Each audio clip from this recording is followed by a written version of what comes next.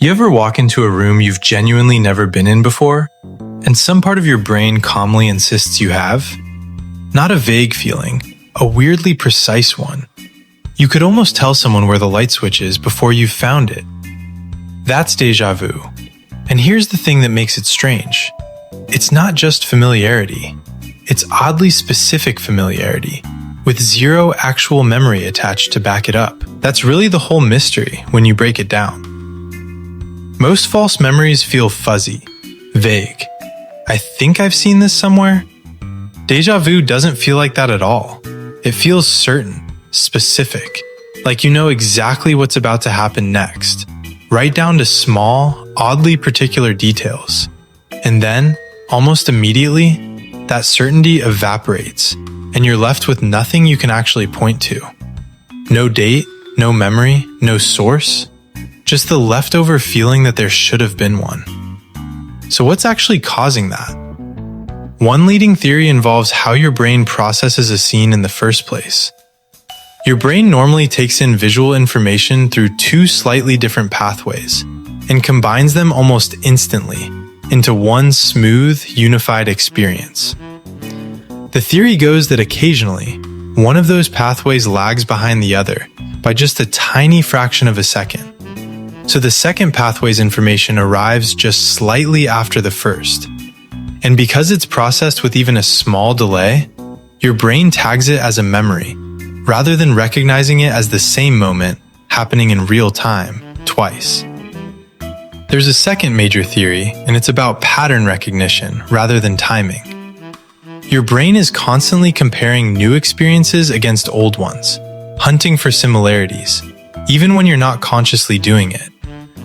The idea here is that déjà vu gets triggered when a new scene shares a specific, partial arrangement with something you've actually experienced before. The layout of furniture, the angle of light, the general shape of a hallway, without the whole memory itself ever surfacing. Your brain flags the familiarity. It just can't locate the actual source underneath it, which would explain the oddly specific part perfectly. It's not random. It's your brain accurately detecting a genuine pattern match, just failing to hand you the receipt. Here's where it gets genuinely fascinating from a research standpoint. Déjà vu is also a well-documented symptom that can occur right before certain types of seizures, specifically ones involving the temporal lobe. That connection actually gave researchers a rare, direct way to study it. In some now famous experiments, doctors electrically stimulated specific regions of patients' exposed brains during surgery, and some patients reported experiencing déjà vu on command, the instant a particular area was triggered, which strongly suggests déjà vu isn't some mystical glitch. It's a specific physical brain event tied to a specific locatable region that just happens to occur in most people completely without a seizure attached to it. There are real, consistent patterns in who experiences déjà vu more often, too. It tends to happen more frequently in younger people, and gradually becomes less common with age, which is the opposite of what you might expect from something that feels so memory-related.